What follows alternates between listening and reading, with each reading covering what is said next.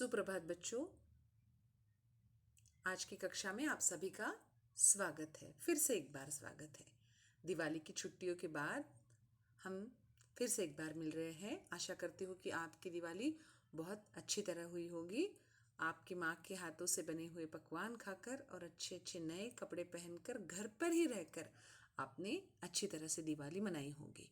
फिर से एक बार हमारी पढ़ाई की तरफ चलते हैं। सर्वप्रथम देखते हैं आज का सुविचार। समझदार इंसान ना तो किसी की बुराई सुनता है और न ही किसी की बुराई करता है। जो समझदार होता है वो कभी भी किसी की बुराई नहीं करता है और ना ही कोई अगर उसे कुछ बताता है किसी के बारे में तो वो सुनता है।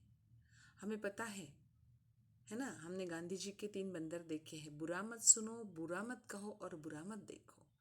और अगर कोई बुराई करता भी है तो उसे रोको, किसी की बुराई मत करने दो। अपना अगर सच्चा मित्र है, वो कुछ गलत मार्ग पर चल रहा है, गलत राह पर चल रहा है, तो उससे ज़रूर अच्छी सलाह दो, अच्छे मार्ग पर लाओ, पर उसकी बुराई मत करो, है ना। हो सकता है कि तुम्हारे मशवरे से वो सुधर सकता है, अपनी राह भी बदल सकता है। इसीलिए अगर आप समझदार हो तो हमेशा दूसरों की अच्छाई के बारे में सोचो और अच्छी बातें करो, ना तो कभी किसी की बुराई करो। None is perfect in this world बच्चों। कोई भी परिपूर्ण इस दुनिया में नहीं है। हर किसी में कुछ न कुछ कमी है, लेकिन किसी की कमी देखकर या किसी की कमी जानकर उसे और चिढ़ाओ मत और परेशान मत करो। तो उसे बताओ कि तुम में क्या कम है और तुम किस तरह से इसे सुधार सकते हो। तो चलिए चलते हैं हमारे पाठ की तरफ। बच्चों, अकबर बिरबल की कहानियाँ आप लोगों ने बहुत सुनी हैं और उसी पर आधारित हमारी जो ये 2 लघु कथाएं हैं, इसमें से हरा घोड़ा जो कहानी थी वो हमने पिछले कक्षा में, पिछले तासिका में सीखी है। अब जो दूसरी कहानी है हमारी, जिसका नाम है सेठ का चित्र, वो आज देखने वाले हैं। तो बहुत पहले की बात है, एक सेठ था। वो बहुत ही कंजूस था। कंजूस यानी कृपण। एक दमड़ी भी खर्च करते समय उसके प्राण निकल जाते थे। दमड़ी यानी 1 पैसा भी वो खर्च नहीं करता था। बहुत ही ज़्यादा कंजूस था। प्राण निकल जाते थे यानी वो खर्च करने को नहीं देखता था। और वह काम कराने के बाद भी लोगों को पैसे देने में परेशान करता था। लोगों से काम करवाता था पर उन्हें पैसे नहीं देता था। बहुत बार हम देखते हैं कि जो बहुत बड़े बड़े लोग होते हैं, जिनके पास बहुत पैसा होता है, वो लोग अक्सर ऐसा करते हैं कि किसी गरीब से काम करवाते हैं और अगर उसने थोड़े से ज़्यादा पैसे या पैसे भी मांग लिए तो भी वो देने में हिचकिचाहट करते हैं। लेकिन हमें ऐसा कभी नहीं करना चाहिए। अगर हम किसी के कष्ट लेते हैं, किसी से मजदूरी करवाते हैं, तो उसे उसका मुबदला ज़रूर देना चाहिए, है ना। लेकिन ये सेठ ऐसा नहीं करते थे। एक बार क्या हुआ कि उसने एक चित्रकार से अपना चित्र बनवाया। एक जो चित्रकार था, चित्रकार यानी चित्र निकालने वाला, चित्र बनाने वाला जो होता है उसे हम चित्रकार कहते हैं। चित्रकार से अपना चित्र बनवाया। क्या सूझी? पता नहीं उस सेठ को कि अपना चित्र बनवाया, इसलिए उसने एक चित्रकार से अपना चित्र बनवाया। जब चित्रकार ने पैसे मांगे तो सेठ ने कह दिया, चित्र ठीक नहीं है, दोबारा बना कर लाओ। अब इतने अच्छी से उसने चित्र बनाने के बाद भी सेठ ने क्या कहा कि चित्र ठीक नहीं है, दोबारा बना कर लाओ। चित्रकार ने कई बार चित्र बनाए। बेचारा चित्रकार गरीब था, इसलिए उसने क्या किया कि कई बार चित्र बनाए, लेकिन वह कंजूस सेठ हर बार कह देता कि चित्र ठीक नहीं है। हर बार कुछ न कुछ उसमें कमी निकालता और कहता कि चित्र ठीक नहीं है। और क्रोधित होकर उस चित्रकार ने सेठ से सभी चित्रों के पैसों का तगादा कर लिया।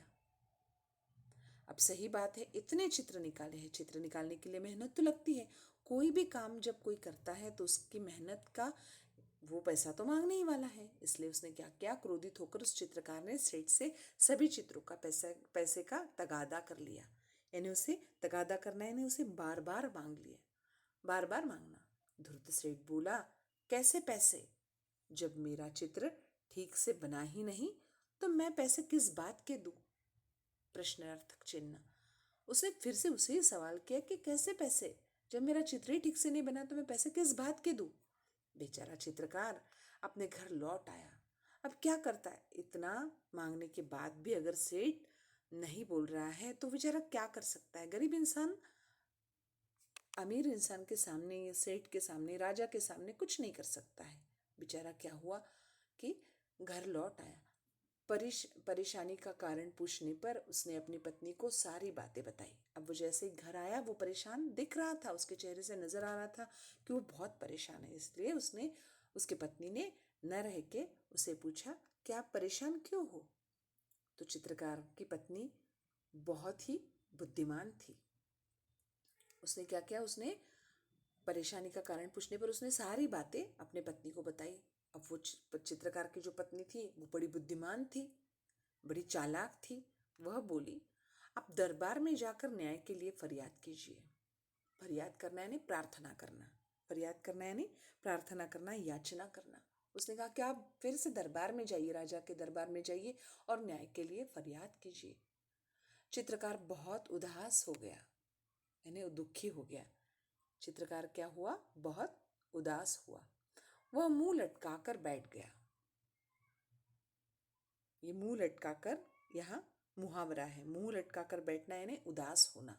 वह बैठ गया, बोला, सेठ बड़ा आदमी है, लोग उसी की बात को सच मानेंगे, भला मुझ जैसे गरीब का साथ कौन देगा। गरीब का विरोधी शब्द अमीर। अब उसने कहा कि सेठ तो बड़ा आदमी है ना, लोगों को अगर ये बात बताई तो भी लोग तो बड़े आदमी का ही साथ देंगे ना, क्योंकि उन्हें पता है कि वहां से हमें कुछ मिलने वाला है। गरीब से क्या मिलने वाला है, गरीब का साथ कौन देता है, कोई नहीं देता। इसलिए चित्रकार की पत्नी बोली, सबके बारे में ऐसा नहीं कह सकते। बादशाह अकबर बहुत दयालु है, वे भले ही पढ़े लिखे नहीं है परंतु बड़े बुद्धिमान हैं। उनकी सहायता के लिए दरबार में 9 रत्न हैं। हमने जब हरा घोड़ा ये हमारी कहानी देखी तब हमने देखा है कि दरबार में 9 रत्न है ना। तो उसने कहा कि बादशाह अकबर बहुत दयालु है, और हम सबके बारे में ऐसा अनुमान नहीं लगा सकते कि हर कोई अमीर आदमी जो होता है उसी की बारे में लोग सोचेंगे या उसे ही सच कहेंगे, और मेरी बात कौन सुनने वाला है, ऐसा नहीं है। बादशाह अकबर बहुत दयालु है, भले ही वो पढ़े लिखे नहीं लेकिन वो बड़े बुद्धिमान हैं। तो उनकी सहायता के लिए दरबार में 9 रत्न हैं, आप वहां जाइए, आपको न्याय जरूर मिलेगा।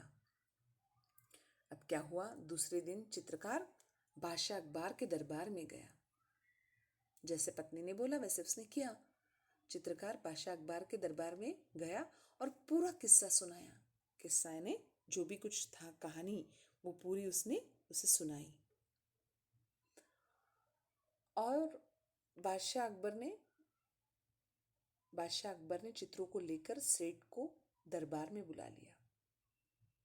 अब बादशाह अकबर ने क्या किया, वो न्याय करना चाहता था, इसलिए उसने सेठ को संदेशा भेजा कि सारे चित्र लेकर वो दरबार में आए। बादशाह ने सभी चित्रों को गौर से देखकर कहा, तुम्हारे इन चित्रों में क्या कमी है। प्रश्न पूछा, किसने, बादशाह ने पूछा। किसे, सेठ से पूछा। हुजूर, इनमें से एक भी चित्र हूबहू मेरे चेहरे जैसा नहीं है, सेठ ने कहा।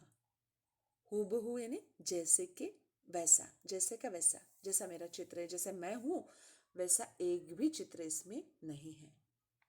अब बादशाह भी मुश्किल में पड़ गए कि न्याय कैसा करे, कैसे न्याय करे। बड़ी देर तक विचार करते रहे। जब उन्हें कुछ समझ में नहीं आया तो बिरबल से न्याय करने को कहा।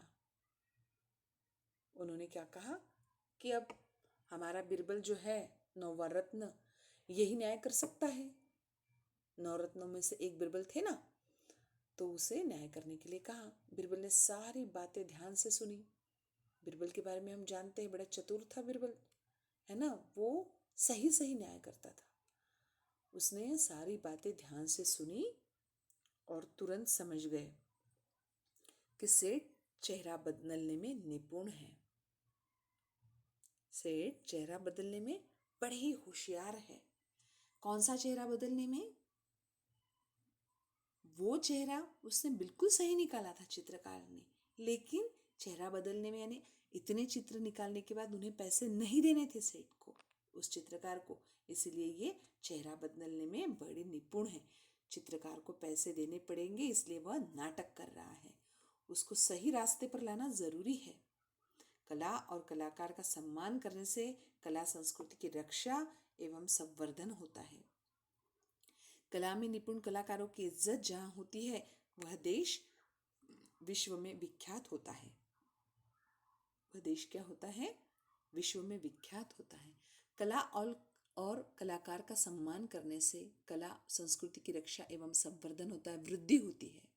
हमेशा एक कलाकार का हमें सम्मान करना चाहिए, कलाकार की कला का हमें सम्मान करना चाहिए, तभी हमारी संस्कृति की रक्षा एवं वृद्धि होती है। कला में निपुण कलाकारों की इज्जत जहाँ होती है, जिस देश में कला में निपुण कलाकारों की इज्जत जहाँ होती है, वह देश विश्व में विख्यात होता है, प्रसिद्ध होता है, फेमस होता है। इसलिए बीरबल ने क्या किया कि चित्रकार से कहा